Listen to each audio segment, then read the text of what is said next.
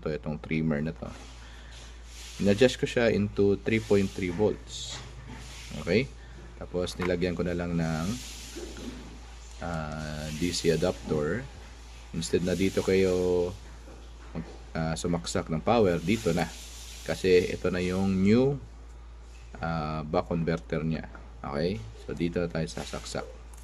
Saksak dyan. Tapos ang output ng DC, I mean buck converter natin, syempre yung black lagay sa ground, yung red ito nakalagay sa pin 8 VCC ng IC na ito. Okay? Then after that, yun na, power on na siya, normal na ulit. So yun lang yung parang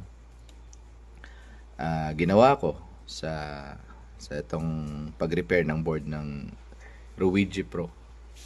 Ruigi lang, 1200, hindi Pro kasi puti. Yung Pro kasi is itim.